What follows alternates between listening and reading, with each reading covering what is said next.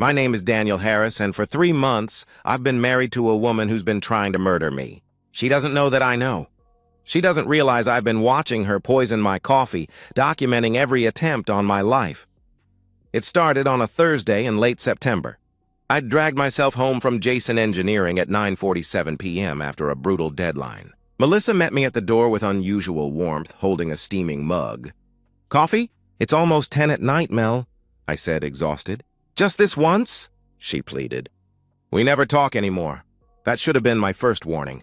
We'd become roommates with a marriage certificate, passing in hallways, eating silent dinners. 17 years reduced to polite strangers. The coffee tasted wrong, a lingering bitterness that didn't belong. "Did you change brands?" I asked. "Same as always," she assured me. She watched me drink with an intensity that made me uncomfortable, her green eyes tracking every sip. Halfway through the mug, my stomach churned. Dizziness followed. I blamed exhaustion, but my engineer's brain started cataloging patterns. This became our routine.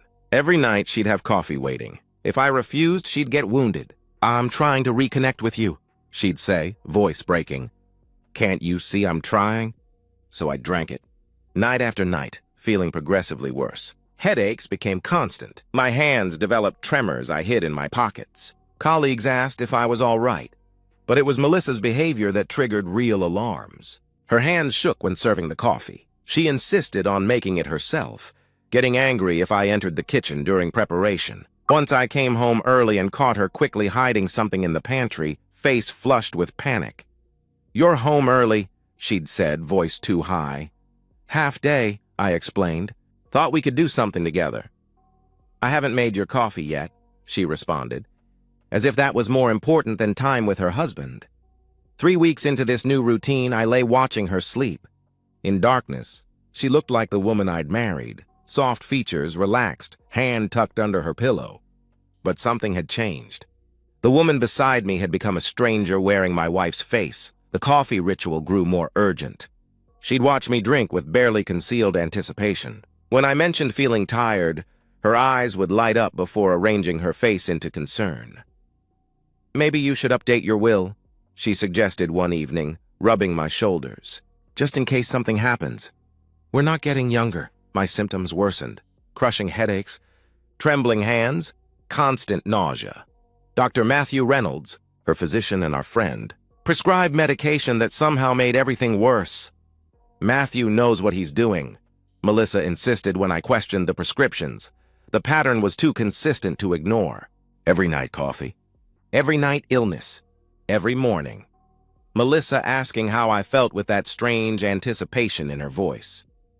That night, staring at our bedroom ceiling while my stomach cramped and head pounded, I made a decision. Tomorrow, I'm going to find out what my wife is really doing in our kitchen when she thinks I'm not watching. I called in sick Friday morning. Melissa fussed over me with concern that would have been touching if I hadn't noticed her calculating eyes. "Maybe see Dr. Webb?" she suggested. "These headaches are getting worse." "Maybe," I mumbled, playing up my symptoms. By 8:30, I was at Electronics Emporium buying 4 HD cameras that streamed to my phone. "The sales kid showed me cloud storage setup. Nanny cams?" he asked with a knowing smile. "Something like that," I replied. Back home, I became a spy in my own house. First camera behind Melissa's ceramic rooster on the kitchen cabinet. Perfect angle on the coffee prep area. Second between cookbooks covering the pantry. Third in the living room's fake plant. Fourth in the hallway to track movements. Every placement required careful thought. My hands shook, not from illness but from the magnitude of investigating my wife like a criminal. Part of me hoped I'd find nothing. 3 days of surveillance showed normal life. Melissa cooking, watching Netflix, folding laundry. I watched these mundane moments on my phone during lunch breaks, feeling increasingly foolish. Day 4, Tuesday, changed everything.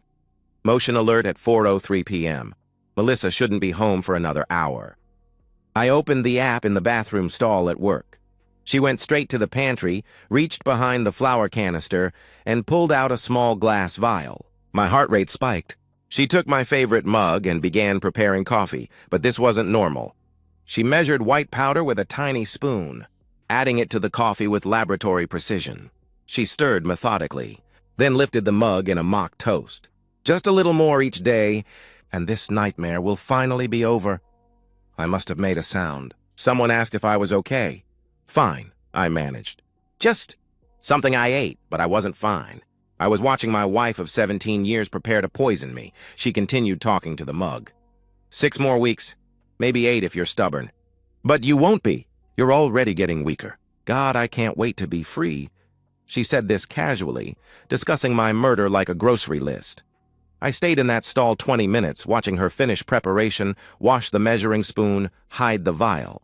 She placed my mug by the coffee maker, ready to freshly brew when I arrived. The next 3 days, I watched the same ritual. Always 4:03 p.m., same vial, same measurements. Only her monologue changed. Wednesday, redecorating after I'm gone. Thursday, mentioning someone named Matthew and his patients. Friday, actually laughing while stirring, saying, "If only you knew your precious coffee was killing you." Each night, I pretended to drink that coffee. I'd developed a system. Take it to my office, pour it into the dying ficus tree.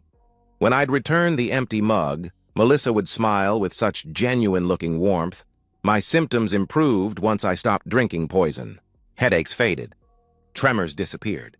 But I maintained the act, even exaggerating decline. I'd stumble, hold my head, mention dizziness. Each time, Melissa's eyes would light up before she'd arrange concern. "You look terrible," she said Friday night, and I could hear the hope in her voice. "Feel terrible," I lied back. "Maybe we should update your will this weekend," she suggested again. Just to be safe. The casualness, the calculation, it was breathtaking. This woman had shared my bed for 17 years. We'd exchanged vows, made love thousands of times. Now she was methodically murdering me. I had proof of what she was doing, but still didn't know why. That answer would come soon enough, and it would be worse than I imagined. Saturday, Melissa went to her weekly book club. I had 2 hours.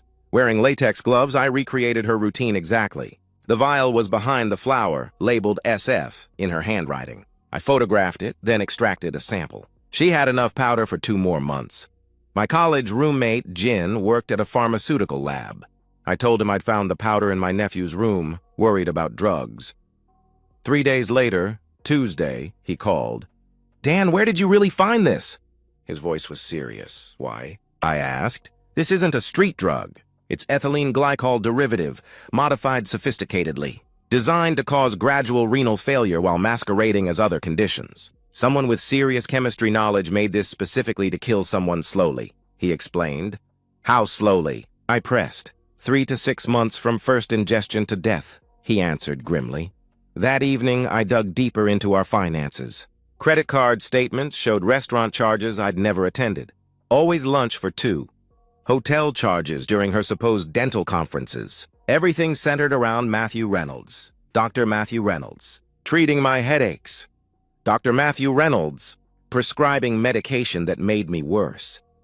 Dr. Matthew Reynolds, with access to medical-grade chemicals. I installed a directional microphone Wednesday night. Thursday, I hit the jackpot. Melissa called someone at 4:47 p.m. after preparing my poison. "It's me," she said sweetly. "I just gave him today's dose." The male response was muffled but audible. "He's declining perfectly," she continued. "Just like you said. The new medication you prescribed is working. He actually thanked you for it. Can you believe that? Thanking you for helping kill him?" She laughed. "The sound made me physically ill. 6 more weeks, baby. Maybe 8.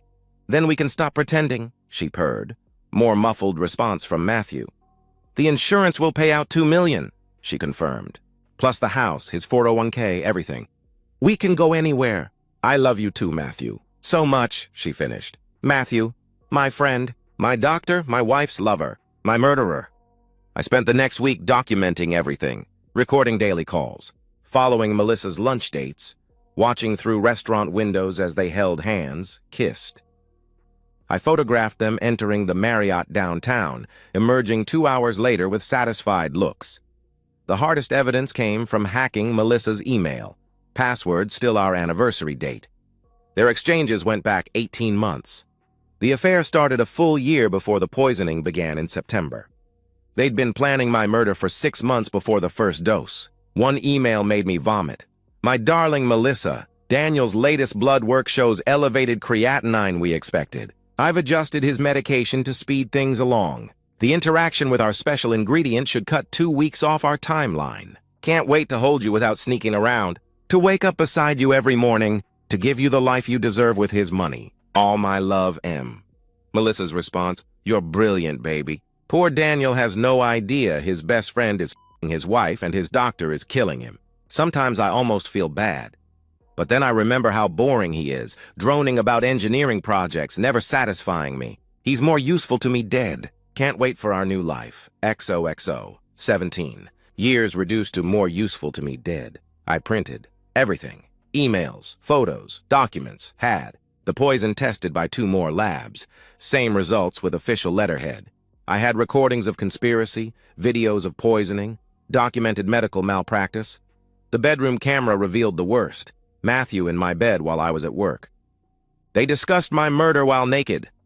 His kidney function is down 40%, Matthew said, trailing fingers along her spine. Another month and he'll need dialysis. We'll skip that. Let nature take its course. Or poison, Melissa laughed in response. Remember when you suggested coffee? Brilliant. He drinks it every night like a good boy. The medication interaction was my stroke of genius, he bragged. They thought they were so clever, but I was about to show them how it's really done. My lawyer, Robert Harper, didn't blink when I laid out evidence across his conference table. This is thoroughly documented, he observed. You've built a better case than most prosecutors. How do we protect my assets? I asked. Over the next 2 weeks, Robert restructured everything. New will leaving everything to my sister. Life insurance beneficiary changed with a clause voiding payment for death by poisoning, a detail that would destroy their plan. Assets transferred to protected trusts. The house put in protective status pending fraud investigation. They'll get nothing, Robert assured me. I expanded surveillance, added cameras to our bedroom, garage, even Melissa's car with GPS tracking.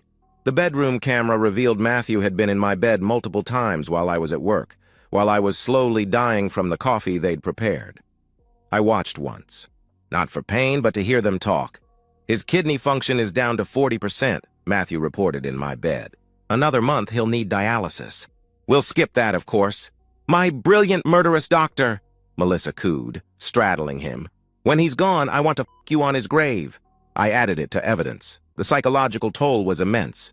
Every morning, kiss the killer goodbye. Every evening, accept poisoned coffee gratefully.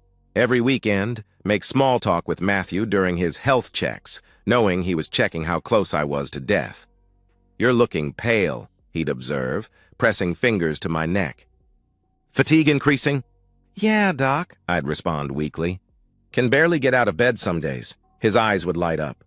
We should check kidney function, he'd suggest eagerly. I started leaving breadcrumbs. Computer searches for chronic fatigue and kidney disease symptoms. A journal about declining health dated entries about my symptoms. I wanted them overconfident. Through Robert, I connected with Detective Sarah Mills. Mr. Harris, this is the most complete case I've seen from a civilian, she said, reviewing my evidence. You've done our job. I'm an engineer, I explained. I solve problems. You've certainly solved this one, she agreed. The plan was simple. Officers would be stationed nearby when I confronted Melissa. The house would be wired for official recording. When Matthew arrived, Mills assured me he would. Based on patterns, they'd have conspiracy charges that would stick. We could arrest them now, Mills offered. I need to look her in the eyes when she realizes I know. I insisted. Friday night, she confirmed. We'll be ready. Thursday afternoon, I called Matthew from my office, making my voice weak. Doc, something's wrong. Really wrong. Can you come by tomorrow evening? I asked. What are your symptoms? He inquired, and I could hear his interest. Severe abdominal pain. Dizziness. Dark brown urine. I listed. I could practically hear him salivating. Those were end-stage symptoms. I'll be there at 7, he promised. Perfect. He'd arrived mid-confrontation. I spent Thursday night preparing my performance. What would I say? How would I reveal my knowledge for maximum impact? Friday arrived with sharp clarity. Mills called at 4 p.m. We're in position. 2 units plus surveillance van. House is wired, she reported. Good, I confirmed. Melissa came home at 5:30, glowing with excitement. Tonight might be the night. Her coffee preparation was almost ceremonial, double the usual poison dose.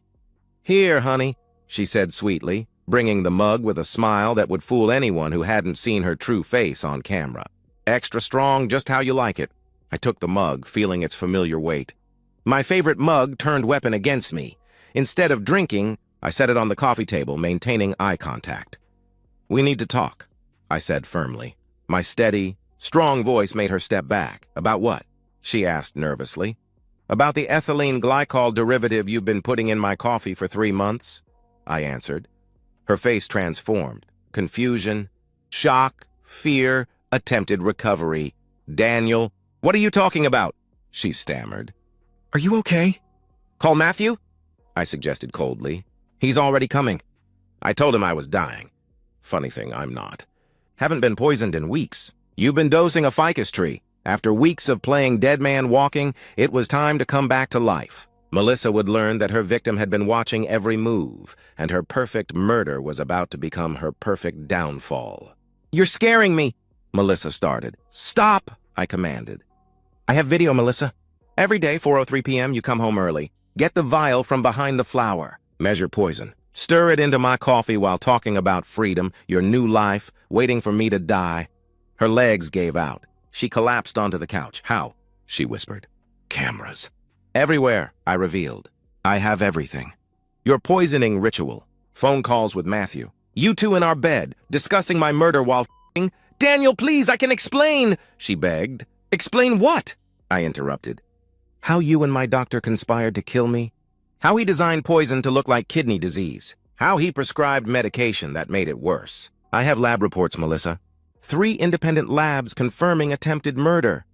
She started crying, but I'd seen her practice crying in the mirror. "It wasn't supposed to happen like this," she sobbed.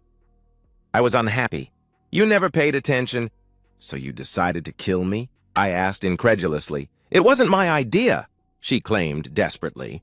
"Matthew said it would be painless, that you'd just fade away." The front door opened. Matthew walked in using the key Melissa had given him. "Melissa, I got Daniel's call. Where is—" he started, then stopped, seeing me standing strong, Melissa crying, the untouched coffee.